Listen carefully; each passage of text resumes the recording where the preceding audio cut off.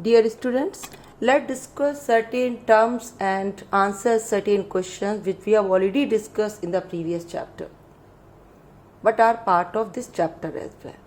Why do atoms combine? Atoms combine in order to get stable configuration like noble gases. What do noble gases have? They have stable configuration, that is 8 electrons in their outermost shell and 2 electrons in case of helium, because its outermost shell is first shell and first shell cannot have more than 2 electrons according to 2n square rule. What is octet rule? Octet rule says that outermost shell or valence shell of any atom cannot have more than 8 electrons. And duplet rule says that outermost shell of any atom cannot have more than 2 electrons if it is first shell. Noble gases follow both the rules, helium, duplet rule, and the remaining 5, that is neon, argon, krypton, xenon and radon, all have 8 electrons in the outermost shell. How do atoms combine? Atom combine by giving or taking or sharing of electron with atom of same or other element to get stable configuration like noble gases. Like sodium and chlorine combine by sodium giving 1 electron to chlorine and chlorine getting 1 electron from sodium, and in this way both of them get stable configuration like noble gas and both become sodium ion and chloride ion, and both of them combine to form sodium chloride.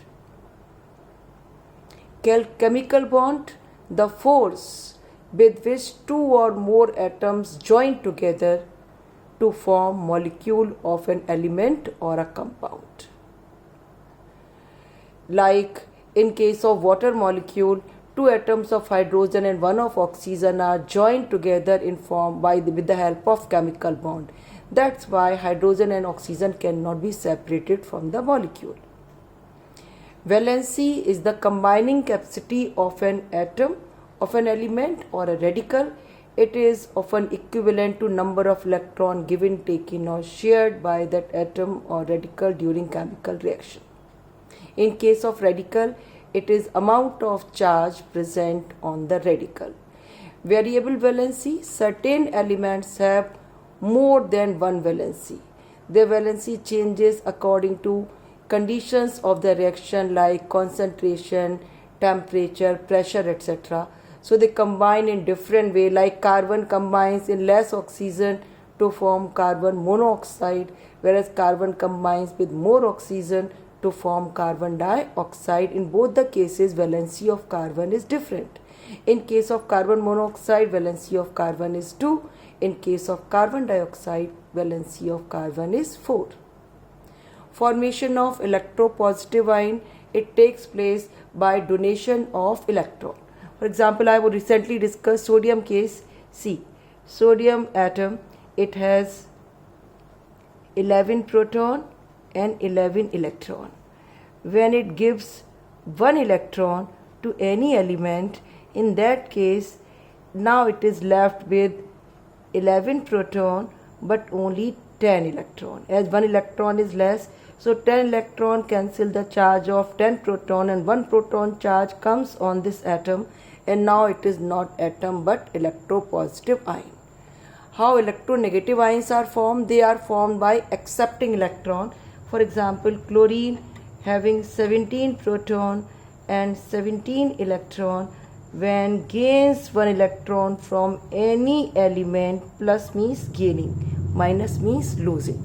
When it gains 1 electron, then it becomes chloride ion with 1 unit negative charge, because now protons are same, that is 17, but electrons are more, that is 18. So 1 electron charge is extra that comes on the atom, 1 unit negative charge. Now it is no more atom but ion. In the same way, all other, like oxygen atom gains 2 electron and become O-2, oxide ion. Nitrogen atom gains 3 electron and becomes nitride ion, N-3. So how much negative charge will come depends on how many electrons are received. How much positive charge comes, it depends on how many electrons are donated. Magnesium donate 2 electron, it gains 2 unit positive charge. Aluminium donate 3 electron, it gains 3 unit negative charge, 3 unit positive charge. How to draw or understand atomic structure? We have already discussed that if atomic number and mass number is given, then you can calculate number of proton, neutron and electron. And if you can calculate number of proton, neutron, electron, then you can write electronic configuration with the help of number of electron. And if you can do this, then you can draw the atomic structure like this. Have a look at. Suppose have a look at this carbon atom. 6 protons, 6 neutrons and 6 electrons. So we draw a nucleus in which we write 6 proton, 6 neutron. And the 6 electrons will get divided into 2 orbits. First orbit 2 electron, remaining 4 in the second orbit.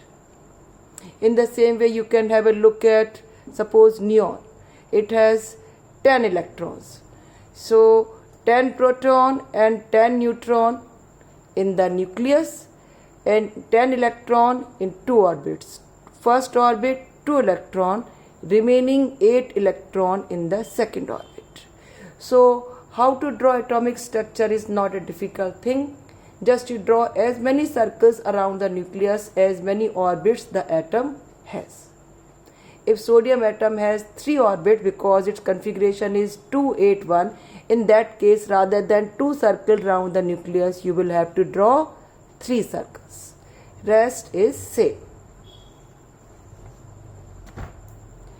Valency and symbol of some cations and anions. Just you have to remember that valency is the amount of charge and symbol is the whole formula of the radical. For example, suppose you are writing symbol for sulfate, it is SO4 2 minus. And what is valency? Valency is 2. So children, if you want to revise a little more about the valency or about the atom and radicals, then in the previous chapter you were shown 2 videos, one on valency and 2 videos were there titled ion and radicals. Both are, means all the 3 are available on my YouTube channel, as well as if you have made a folder of the videos of the previous chapter, then you can revise from there. Please revise well this chapter as the chapter is finished, and the next chapter or the next period in your class will be problem solving.